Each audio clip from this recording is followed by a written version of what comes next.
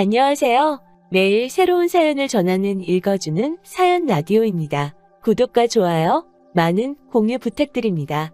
오늘의 사연 시작하겠습니다. 안녕하세요.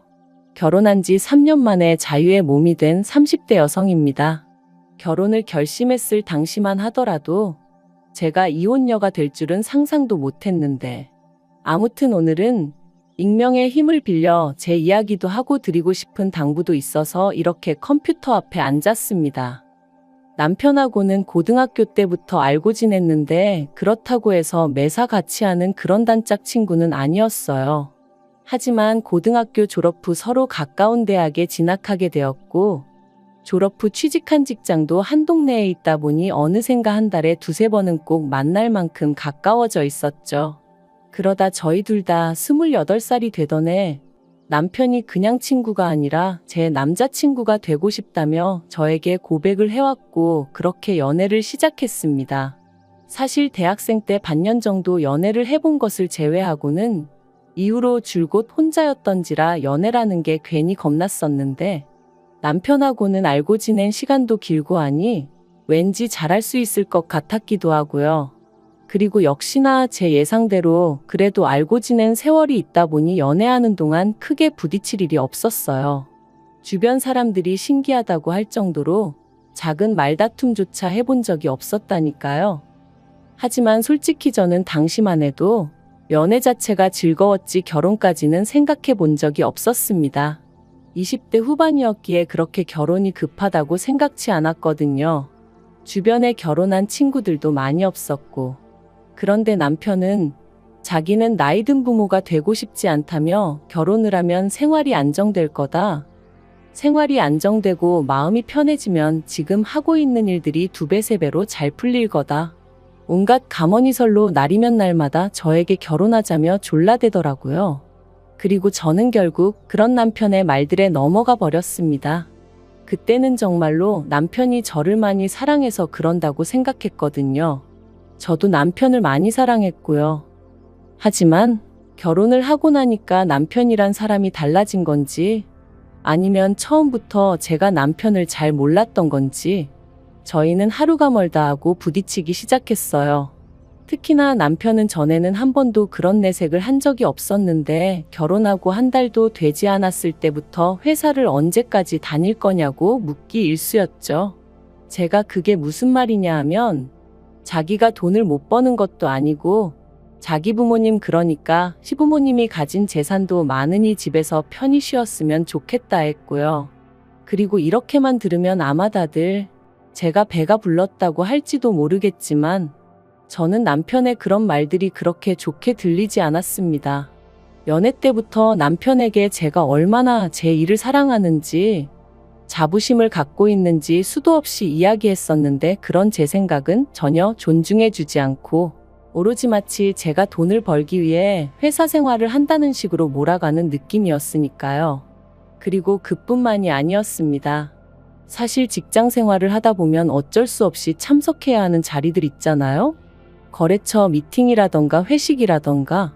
그런데 남편은 제가 그런 자리에 가는 걸 날이 가면 갈수록 더더욱 노골적으로 불쾌해했어요. 그러면서 옆에 누구 있냐? 인증샷을 찍어보내라. 사진 말고 영상으로 남겨라. 심지어 한 번은 제주도 출장이 잡혔는데 난데없이 자기도 친구들하고 제주도에 가기로 했다며 저를 떠본 적도 있었네요. 그리고 그때 처음 남편이 단순히 나를 사랑하는 게 아니라 집착을 하는 건가 그런 의심이 들면서 조금 무섭기도 하고 짜증나고 어이도 없고 그랬죠. 부부 사이의 존중과 믿음은 그 어떤 것보다 중요하다고 생각했는데, 남편과 제 사이에는, 아니 적어도 남편이 저를 생각하는 방식에 있어선 그 둘 중 한 가지도 없는 것 같았으니까요. 아무튼 그런 다툼이 반복될수록 저는 저대로 더더욱 회사 생활에 몰두했습니다. 막연하게나마 남편과 갈라서게 된다면 나에게 남는 건 이혼녀 딱지와 커리어뿐이다 싶었거든요. 그리고 제가 그럴수록 남편은 남편대로 제가 자기를 무시한다고 생각했던 건지 더 심하게 저를 못살게 굴었고, 정말이지 끝없는 무한반복이 따로 없었네요. 그래서 결국 결혼한 지 2년 차가 되던 때 남편에게 차라리 이혼하자 했습니다. 우리는 결혼 전이 지금보다 더 행복했고 더 즐거웠던 것 같으니 지금이라도 제자리를 찾자고 서로 밑바닥까진 보여주지 말자고요. 그런데 남편이 이혼이라니 가당치도 않다며 저를 잡았습니다. 제가 그렇게 힘들어하는 줄 몰랐다며 자기가 달라질 테니까 한 번만 더 기회를 달라나요? 그런데 기회를 줄지 말지 확답을 주기도 전에 시댁에 일이 터졌습니다. 남편에게는 1살 어린 여동생 신우가 있었는데 그 신우가 죽었거든요. 신우는 시부모님과 남편뿐만 아니라 저에게도 싹싹하고 다정한 사람이었어요. 그리고 이제서야 말이지만 그런 신우가 있었기에 저로서는 상대적으로 시부모님을 대하는 상황에 있어 부담이 덜했던 게 사실이에요. 그런데 그런 신우가 언젠가부터 산에 오르면 가슴이 탁 트이는 것 같아서 비로소 숨을 쉬는 기분이라더니 그렇게 좋아하던 산에서 세상을 떠날 줄은 몰랐습니다. 나쁜 선택을 한 건 아니었고 같이 간 사람들 말로는 발을 헛디뎠대요. 그래서 미끄러졌는데 하필이면 거기가 절벽 같은 곳이었다고요. 그리고 시부모님은 종교적 신념이 있으신 분들이셨기에 어떤 이유로든 부검은 못한다, 안 한다 하셨습니다. 그래서 그렇게 신우를 보내줬어요. 그리고 갑자기 이런 일이 생기다 보니 남편과 제 이혼 이야기도 흐지부지 되었습니다. 비록 남편과 잦은 다툼으로 이미 사랑이란 감정은 식어버린 지 오래였지만 그래도 10대 시절부터 이어져 온 인간 대 인간으로서의 정이라고 해야 할지 남편을 차마 혼자 둘 순 없었거든요. 그래서 남편 마음이 어느 정도 안정이 될 때까지만 곁에 있어주겠다 했어요. 남편도 알겠다고 고맙다고 했고요. 그런데 제가 쓸데없는 오지랖을 부렸던 걸까요? 이런 마음가짐이 제 자신을 더 고달프게 만들 줄은 상상도 못했습니다. 신우가 그렇게 떠나고 한 반년은 정말 시댁이고 저희 집이고 찬바람이 쌩쌩 부는 듯했어요. 특히나 시댁의 경우 아버님이 우울증 증세를 보이시면서 상황은 더욱 악화되어만 갔죠. 어머님은 당신도 힘들어 죽겠는데 어쩌라는 거냐며 아버님에게 걸핏하면 목소리를 높이시는 듯했고 심지어 한 번은 아버님을 향해 그릇을 집어 던지시기까지 하셨습니다. 그리고 그 일로 아버님은 경찰을 불렀고 그땐 정말 6.25 때 난리는 난리도 아니라는 말이 실감이 날 정도로 집안이 엉망이었죠. 그리고 상황이 그렇게 되자 남편이 저더러 염치가 없는 줄은 알지만 당분간만이라도 시부모님과 함께 지내면 안 되겠냐 하더라고요. 저렇게 계속 두 분만 뒀다간 무슨 일이 터져도 터질 것 같다면서 그러면서 남편이 제 앞에서 어린애처럼 엉엉 우는데 참으로 뭐라고 위로를 해야 할지 모르겠더라고요. 하지만 안쓰러운 건 안쓰러운 거고 그렇다고 합가라니 도무지 엄두가 나지 않았습니다. 남편 하나 보고 있는 것도 숨이 턱턱 막히는데 합가라니. 어떻게 들릴지 모르겠지만 생각만 해도 속이 미식거리는 게 도저히 안 되겠대요. 그래서 남편더러 그것 못한다 안 된다 했습니다. 그랬더니 남편이 어머님 아버님이 얼마나 힘들어 하시는지 옆에서 보고도 그렇게 말할 수가 있냐면서 너무 서운하다는 거예요. 하지만 엄밀히 말하면 그런 부모님을 살펴드리는 건 자식인 남편이 할 일이지 저는 아니라는 생각이었습니다. 물론 제가 남편과 사이가 좋았다면 며느리도 자식이란 말처럼 나섰을지도 모르겠지만 남편과의 사이도 이미 망가질 대로 망가진 상황에서 제가 굳이 왜 그런 노력을 해야 하나 싶었던 거죠. 하지만 그런 제 의사와는 관계없이 합가까지는 아니었지만 시부모님은 사시던 집을 파시고는 저희가 사는 아파트 바로 옆동으로 이사를 오셨어요.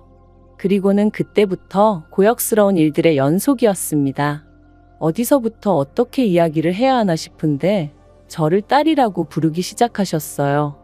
그리고는 걸핏하면 저더러 건너오라 하셔서는 신우가 살아있을 때 당신들에게 무엇을 어떻게 어떤 식으로 잘했는지 이야기하시며 이제 제가 그렇게 해줬으면 좋겠다고 하시더라고요. 참고로 어머님 아버님 두 분 다 남편과 제 사이에서 이혼 이야기가 나왔었다는 것도 알고 계신 상황이었는데 말이죠. 그래서 제가 그런 건 남편에게 이야기하셔야 한다니까. 걔는 아들이라 아무것도 모른다면서 이제 당신들은 제가 딸이다 생각하고 살 테니 그런 줄 알라나요? 어이가 없었죠. 멀쩡하게 저는 제 친정 부모님 두 분 다 계신데 난데없이 제 부모가 되겠다 하시니, 그리고 저는 고민 끝에 이건 아니라는 결론을 내렸습니다. 그래서 남편에게 헤어지자고 했어요. 이제 당신이 정신 차리고 어머님 아버님을 살펴드려야 할 때라고. 내 할 일은 끝났다고요. 그랬더니 남편이 또다시 하루는 울고불고 매달렸다가 하루는 온갖 욕을 해대다가 사람을 정말 미치게 하는 거예요. 그리고 제가 이런 모진수모를 겪으면서도 버티고 있었던 건 솔직히 버텼다기보다는 갈곳이 마땅치가 않았어요. 친정어머니는 예전부터 심장이 좋지 않으셨기에 충격을 드리고 싶지 않았거든요. 그래서 어떻게든 최대한 제 선에서 일을 마무리 짓고 때가 되면 조심스레 천천히 알려드릴 생각이었던 거죠. 그런데 남편이 이런 제 상황을 약점으로 생각하고 그런 식으로 나올 줄은 꿈에도 몰랐습니다. 제가 이혼의 뜻을 굽히지 않자 결국 남편은 체념한 듯이 알겠다고 했고, 그렇게 저는 말 그대로 비로소 자유의 몸이 되겠구나 싶은 생각에 얼마나 후련했는지 몰라요. 그런데 그런 대화가 오가고 바로 이튿날이었습니다. 친정아버지한테 전화가 걸려왔는데 친정아버지가 이게 다 무슨 소리냐면서 방금 최서방이 왔다 갔다는 거예요. 그리고는 너희 이혼하냐? 네가 남자가 생겼다는데 사실이냐 하시는데, 정말이지 미치고 환장하겠다는 게 이런 건가 싶대요. 그래서 그럴 리가 있냐 하곤 회사에서 하던 일도 던져두고 그대로 친정으로 향했습니다.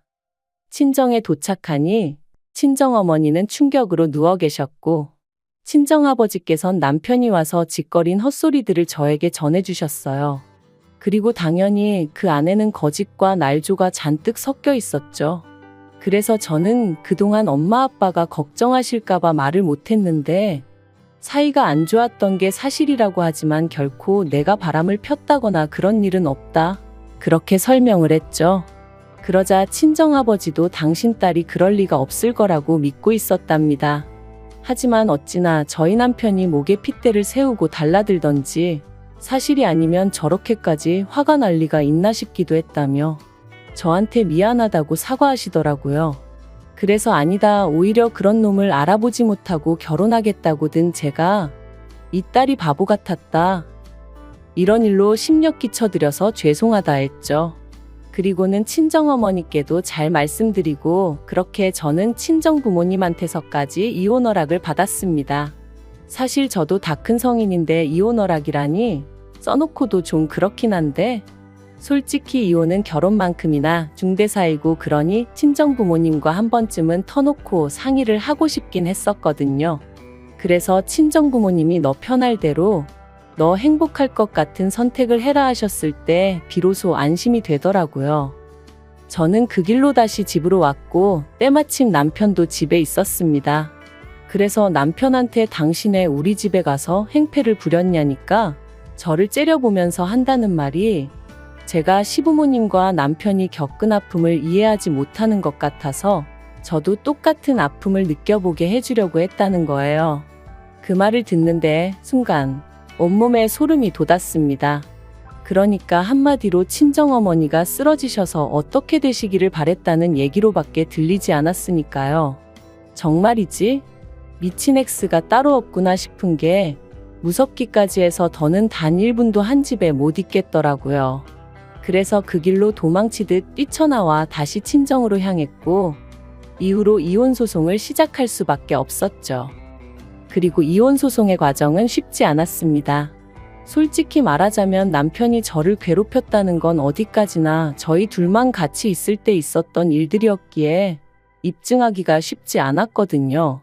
그리고 남편은 물리적으로 저를 아프게 한 적은 단 한 번도 없었어요. 늘 비아냥거리고 사람을 떠보고 한마디로 신경을 거슬리게 하는 시기였기에 남들이 알아채긴 어려웠으니까요.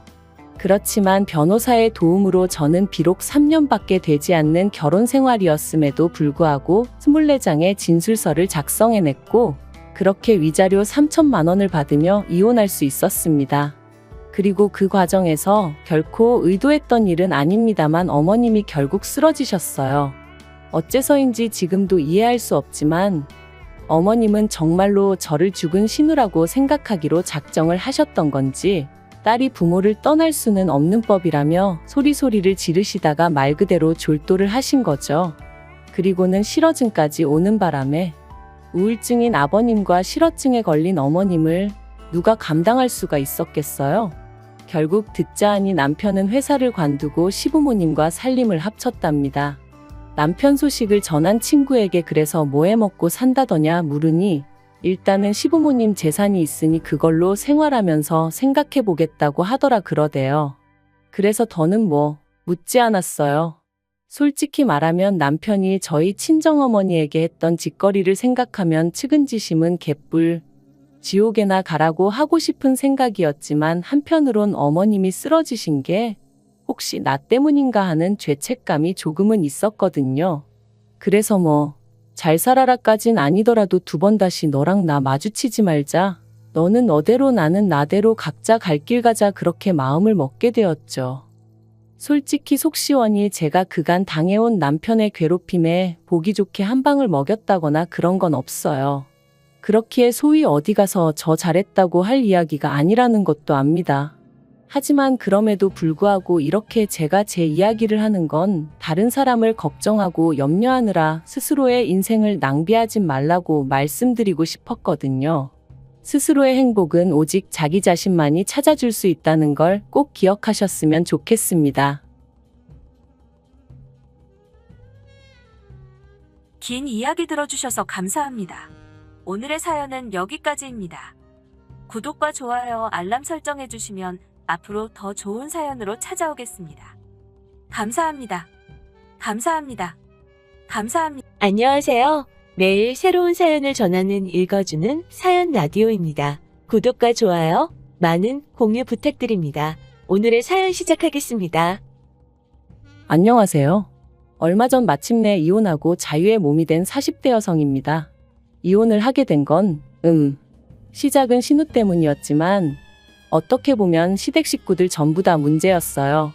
그나마 남편만 이리저리 휩쓸리지 않고 든든하게 제 곁을 지켜주었다면 제가 먼저 남편 손을 놓는 일은 없었을 테지만 남편마저 그 모양인 걸 알았을 땐 더는 안 되겠다 싶었고요.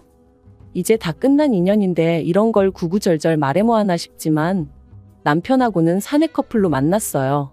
남편이 나이는 저보다 7살이나 많았지만 직급은 같았거든요. 그렇다 보니 팀이 다르긴 했어도 일적으로 자주 마주치게 되었죠. 그런데 저에게는 어디까지나 그게 전부였지 사실 남편이 이성으로 보인 적은 없었습니다. 이제 와서 말이지만 솔직히 외모로 보나 뭐로 보나 제 스타일이 아니었거든요. 하지만 그런 제 감정과는 상관없이 회사 규모가 작다 보니 직원 수도 얼마 되지 않았고 그런 상황에서 남편이 저에게 호감을 갖고 있다는 소문이 금세 퍼지면서 아무튼 지금 그때를 생각하면 또다시 스트레스가 스멀스멀 올라옵니다. 몇몇 여직원들은 제가 꼬리를 치고 다닌다는 말도 안 되는 헛소리까지 해댔었거든요. 그래서 저는 저 나름대로 더더욱 남편에게 거리를 두었는데 그러자 남편은 더더욱 적극적으로 저에게 다가오대요. 그리고 결국 그런 남편에게 저도 마음의 문을 열게 되면서 본격적으로 연애를 시작했어요. 그런데 막상 연애를 시작하고 나니까 전에는 눈에 들어오지 않았던 남편의 좋은 점들이 보이더라고요. 가령 제가 무슨 이야기를 하건 무척이나 흥미롭다는 표정으로 저를 바라봐주는 것이나 지나가는 말처럼 어디 가고 싶다, 뭐 하고 싶다 하면 꼭 기억해주는 것. 별거 아닐 수도 있지만 매일같이 일에 치여 사는 입장에서 남편의 이런 사소하지만 다정하고 자상한 습관은 큰 힘이 되었죠. 그래서 연애를 시작한 지 1년 만에 남편이 결혼 이야기를 꺼냈을 때 저는 고민하고 말고 할 것도 없이 좋다고 했어요. 양가에서도 별다른 잡음 없이 저희를 새로운 가족으로 따뜻하게 맞아주셨고요. 그런데 그렇게 남편과 부부의 연을 맺은 지 2년 만에 저는 꿈에도 생각해 본 적 없는 아픔을 겪게 되었습니다. 정말 아픈 기억이라서 어디서부터 어떻게 말해야 하나 싶은데 집 앞 산책로에 개나리들이 하나씩 모습을 드러내던 시기에 엄마의 본능이었던 건지 왠지 제 몸이 뭔가 달라졌다는 느낌이 오더라고요. 그래서 혹시나 하는 마음으로 테스트를 했는데 2줄이었어요. 사실 신호는 1년만 즐기고 아이를 갖기로 남편하고 예전부터 얘기가 되어 있었는데 생각보다 임신이 되질 않아 조금씩 스트레스를 받기 시작했었거든요. 그랬으니 임신을 했다는 테스터기의 두 줄은 저에겐 정말 벅찬 감동이었습니다. 그리고 이 기쁜 소식을 당연히 양가에도 알렸고 양가 부모님 모두 얼마나 좋아하셨는지 몰라요. 특히 친정부모님께서 무척이나 기뻐하셨는데 그 이유가 실은 저희 친정부모님도 굉장히 어렵게 저를 가지셨다 들었어요. 결혼하고 10년 동안 아이가 안 생겨서 입양까지 고려하셨었다고 했었죠. 그런데 저희도 애가 안 생기니 내심 친정부모님은 제가 당신들이 겪었던 마음고생을 그대로 겪는 건 아닌지 걱정이 이만저만이 아니셨다대요. 이런 것도 유전이 되나 싶어서 괜히 저희 남편 보기 미안하고 그러셨었다고. 아무튼 그렇다 보니 양쪽 집안 모두 축제 분위기였고 다 같이 모여서 밥이나 한번 먹자. 어버이날쯤 모이면 어떻겠냐 그렇게 얘기가 되었습니다. 그런데 어버이날 당일 어째서인지 늘 약속이 있다 하면 10분이고 15분이고 일찍이 도착하시는 저희 부모님이셨는데 그날따라 약속 시간이 지나도록 오시지도 않고 연락도 안 되고 영 찝찝한 마음을 감출 수가 없었죠. 그리고 그렇게 초조하게 기다리길 수분. 제 핸드폰이 울렸는데 그런 느낌 혹시 아시나요? 평소와 다름없는 벨소리인데 왠지 평소랑 달리 받고 싶지 않은 제가 그날 딱 그랬어요. 왜인지 불길한 마음에 그 전화를 받으면 안 될 것만 같았죠. 그리고 역시나 수학이 넘어 누군가가 말하길 저희 친정부모님이 교통사고가 났다는 거예요. 지금 모 병원 응급실에 계시다고 서둘러서 오라면서 말이죠. 저는 처음에 뭔가 잘못된 거라고 생각했습니다. 하지만 하늘도 무심하시지 그렇게 저에게서 한 번에 두 분을 뺏어가셨어요. 그렇게 친정부모님을 잃고 저는 유산까지 겪었습니다. 사실 이렇게 말하면 어떻게 들릴지 모르겠지만 친정부모님이 돌아가신 이후로는 뱃속의 아이에겐 어떠한 마음도 쓸 겨를이 없었어요. 그래서 한 달 가까이 집안에서 폐인처럼 지냈더니 아이도 그렇게 저를 떠나더라고요. 그런데 그 와중에 신우가 뭐라고 했는 줄 아세요? 사람이 죽고 사는 문제는 하늘의 달림법인데 그걸 가지고 그렇게 울고 짜고 하면 뭐가 달라지기라도 하냐면서 저희 부모님을 돌아가시게 한 음주운전 차량이나 뱃속에 아이를 잃은 저나 별반 다를 게 없다는 거예요. 물론 신우가 이 이야기를 할 땐 어디서 누구랑 먹었는진 몰라도 술에 진탕 취해 와서는 베베 꼬인 혀로 짓거리긴 했지만 정말 제 가슴에 비수가 되어 꽂혔어요. 그리고 이튿날 남편이 신우한테 미친 X라면서 저한테 당장 사과해라 어째라 해서는 뭐 사과를 받긴 했는데 자긴 술 취해서 기억 안 난다. 기억은 안 나지만 뭐 실수를 했다니 미안하다. 이딴 식의 사과였고 그래서 이후로는 신우는 인간으로도 안 보였지만 그래도 시부모님과 남편을 봐서 대충 사과 받아주고 넘어갔어요. 한편 사고 이후로 저는 제법 많은 유산을 상속받았습니다. 서울에 있는 아파트 두 채와 작은 건물 하나 그리고 부모님 두 분이 언젠가의 귀농을 위해 마련해 두셨던 땅까지. 두 분 다 알뜰하신 건 알았고 그래서 재산이 어느 정도 있으실 거란 짐작은 하고 있었지만 그래도 이 정도의 규모일 줄은 몰랐기에 솔직히 적잖이 놀랐던 게 사실이에요. 아무튼 저는 고민 끝에 아파트 두 채는 두고 건물을 정리했습니다. 그리고 건물을 팔아서 나온 돈으로 부모님이 귀농하려고 사두신 땅에 집을 지었죠. 솔직히 누군가의 눈에는 비효율적으로 보일지도 모르겠지만 그때는 제가 정말 마음이 허한 시기였어요. 그래서 남들 눈에 잘 띄지 않는 조용한 곳에 혼자서 마음을 달랠 만한 공간이 있으면 좋겠다 싶더라고요. 그리고 그렇게 마음 쉴 공간까지 마련하고 나니 어느덧 1년이 넘는 시간이 흘러 있었고 그러자 저도 조금씩 마음을 다잡을 수 있게 되었습니다. 여전히 부모님의 사고는 큰 상처고 아픔이지만 그래도 뭐랄까 하루 이틀도 아니고 1년이 넘는 긴 시간 동안 툭하면 정신 나간 여자 마냥 눈물 쏟고 멍해져 있고 하는 저를 짜증 한 번 안 내고 받아주던 남편이 눈에 들어왔거든요. 그리고 그제서야 나만큼이나 남편도 힘들겠구나 싶은 게 이제 나도 정신 차려야겠다 뭐 그런 마음을 갖게 된 거죠. 그래서 저는 무엇이 나를 견디게 해줄까 생각하다가 오랫동안 생각만 하던 일을 실천에 옮겨보자 그런 생각이 들면서 저만의 작은 사업을 시작했습니다. 참고로 제가 여기다 무슨 사업인지 자세히 적을 순 없지만 저처럼 그리움이 가득한 사람들을 위로하는 그런 일이었는데 생각보다 정말 빨리 자리를 잡았고 매출도 쑥쑥 늘어나대요. 그래서 결국 남편도 직장을 관두고 제 사업을 같이 하게 되었죠. 그리고 그렇게 또 해가 지났을 무렵 저런 걸 누가 데려갈까 싶던 신우도 결혼을 했습니다. 시집가면서도 조용히 얌전히 간 건 아니고 시부모님과 저희 부부 속을 있는 대로 긁고 갔어요. 사실 시댁은 가난한 것도 아니지만 그렇다고 다 큰 자식들을 계속해서 뒷바라지 해줄 만큼 여력은 없거든요. 그런데 신우는 계속해서 자기도 저희 부부처럼 서울에 있는 30평대 아파트에서 시작하고 싶다는 둥 헛소리를 해대더니 급기야는 저더러 아파트 2개 받지 않았냐. 하나는 누가 사냐. 자기가 살게 해달라. 공짜로 살겠다는 소리 안 한다. 1억을 내고 살겠다. 뭐 별 거지 같은 소리를 어찌나 해대던지. 그리고 그럴 때마다 저에게 미안하다 사과하는 건 다름 아닌 시부모님이셨습니다만 아무리 그래도 결국 팔은 안으로 굽는 거고 피는 물보다 진하다잖아요. 어머님은 아니라고 하셨지만 이따금씩 당신도 모르게 저에게 좀 서운한 기색을 내비추셨는데 그게 또 나름대로 상처가 되더라고요. 그래도 그걸 가지고 티를 낸 적은 없어요.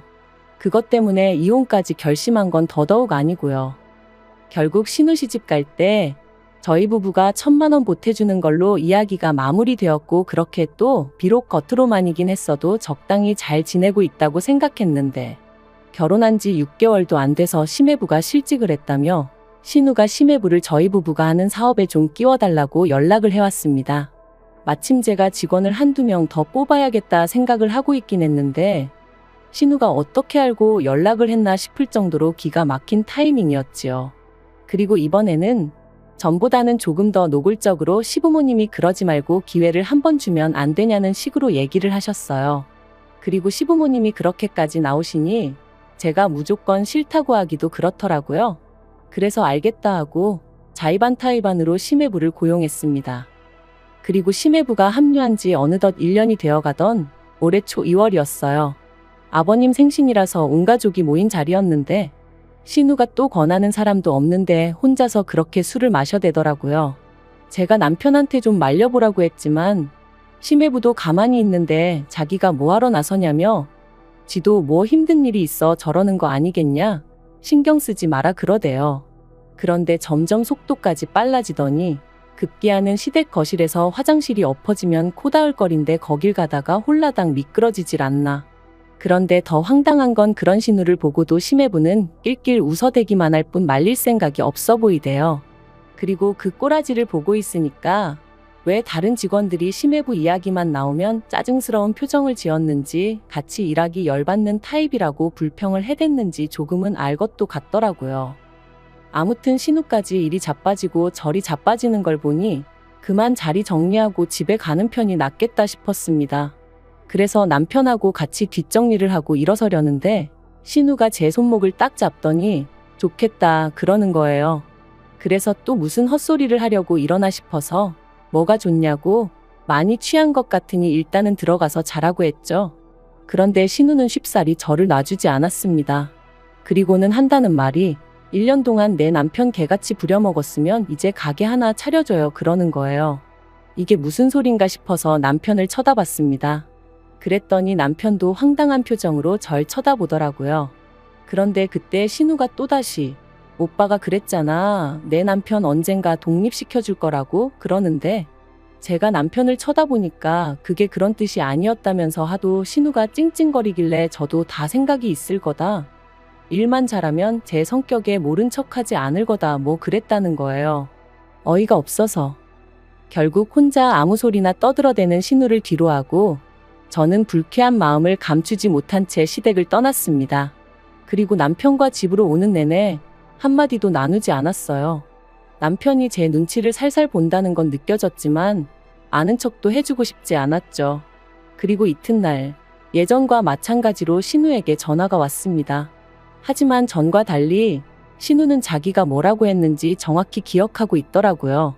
한 달에 300도 안 주고 사람을 부려먹었으면 이제라도 뭐 어떻게든 보상을 해줘야 하는 거 아니냐면서.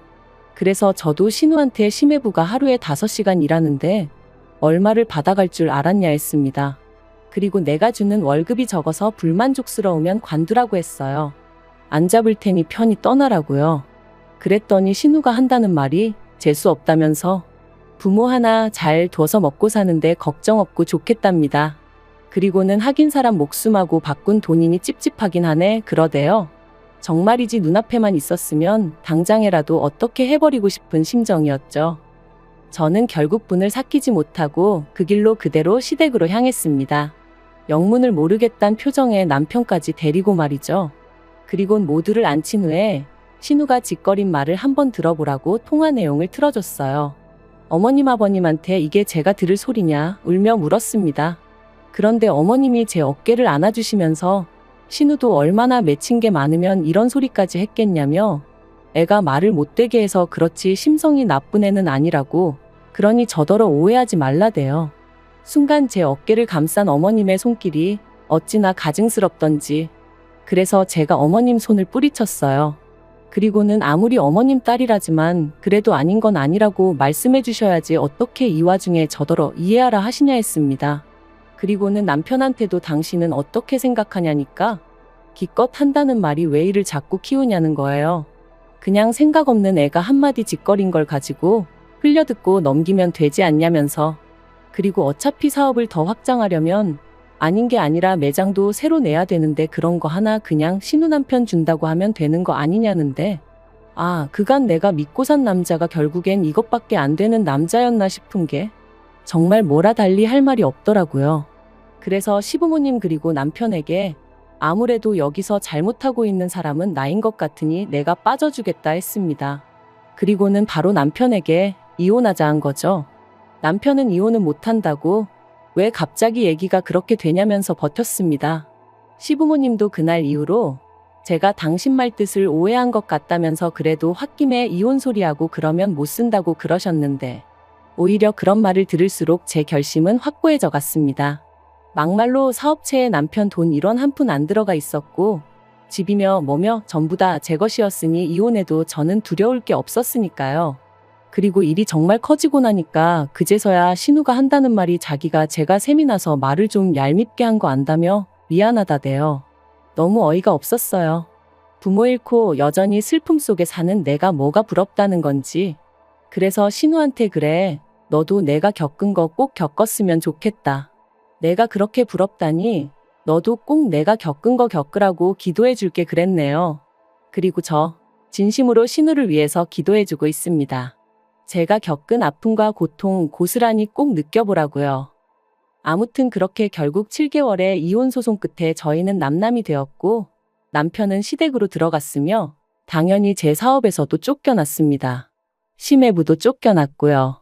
그러니까 이제 졸지에 원래부터 백조였던 신우의 무직인 아들과 사위까지 전부 다 시부모님이 거두고 계신 상황이죠. 뭐 그러던지 말던지 솔직히 별 관심은 없습니다. 생각해보니까 아니네요.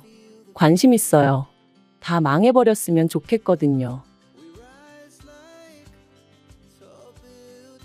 긴 이야기 들어주셔서 감사합니다. 오늘의 사연은 여기까지입니다. 구독과 좋아요, 알람 설정해주시면 앞으로 더 좋은 사연으로 찾아오겠습니다. 감사합니다. 감사합니다. 안녕하세요. 매일 새로운 사연을 전하는 읽어주는 사연 라디오입니다. 구독과 좋아요, 많은 공유 부탁드립니다. 오늘의 사연 시작하겠습니다. 안녕하세요. 느지막이 이혼하고 자유를 즐기는 50대 후반의 여성입니다. 뭣도 모르던 시절에 친정 식구들도 그다지 내 편이 아닌 것 같았고 그런 와중에 남편을 만나 결혼했었어요. 지금 생각해보면 정부 칠대가 없어서 그렇게 멍청한 결정을 내렸나 싶고 이제 와서 남 탓하면 뭐 하겠냐 싶지만 그래도 그때를 생각하면 나한테 그 길은 길이 아니니 가지 마라 해준 사람 하나 없는 게 그렇게 서럽고 속상하고 뭐 그렇습니다. 아무튼 제가 친정 이야기를 하자고 이렇게 사연을 쓰고 있는 건 아니고요. 남편하고 처음 만난 건 집안의 먼 친척뻘 되시는 어르신의 주선으로였어요.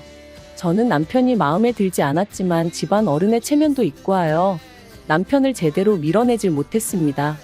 오히려 집안 사람들은 어르신 말을 들어보니 사람이 착실하고 성실하니 좋다는데 제가 주제 파악을 못한다는 식으로 몰아가더라고요. 거기다 차라리 남편 쪽에서 제가 마음에 안 든다고 해줬으면 좋겠는데 남편은 자기가 왜 싫으냐며 자기는 제가 첫눈에 마음에 들었다고 들이대고 있었으니 그래서 결국 오케이 했습니다. 솔직히 말해서 나중엔 세뇌라도 된 건지 나를 구박하는 친정 식구들보다 오히려 내 조건 하나 따지지 않고 불도저처럼 밀어붙이는 남편이 친정 식구들보다 나를 더 사랑해주는 것 같았거든요. 그래서 멍청하게 가머니설과 그 가면에 속아 결혼까지 했어요. 그런데 결혼하고 나니까 남편이 저에게 제대로 말한 것은 하나도 없었습니다. 월급도 속였고 직장도 속였었죠. 살던 집도 알고 보니 혼자 사는 것도 아니고 시동생이랑 같이 살고 있어서 당장 방을 구해야 했는데 그마저도 월세 단칸방, 그것도 반지하였어요.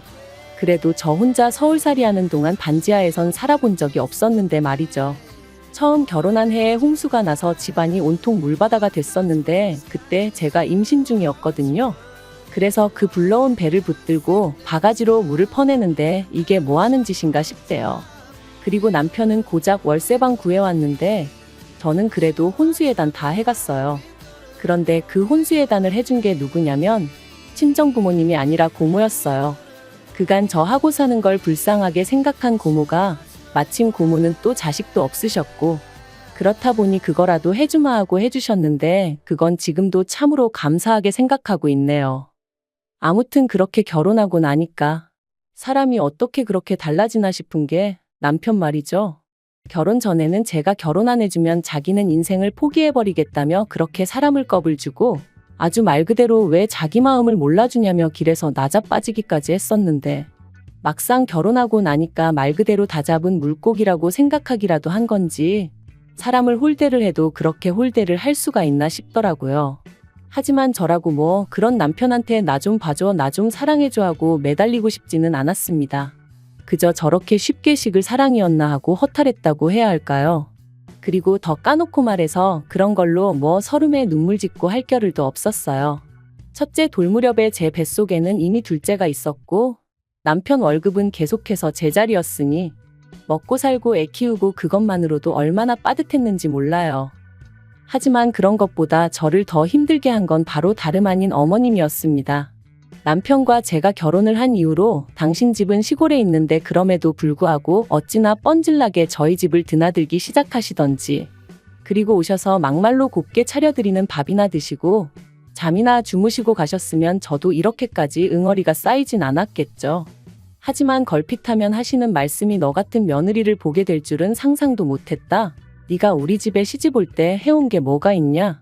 그래서 결국 결혼한 지 3년 차 되던 무렵에 제가 왜 해온 게 없냐고 따지고 들었더니 이까짓 걸 해왔다고 들이대냐면서 남편이 다른 여자랑 결혼했으면 이거 2배 3배는 받았을 거랍니다. 그렇다고 저희 남편 조건이 얼마나 대단했냐 하면 그것도 결코 아니었어요.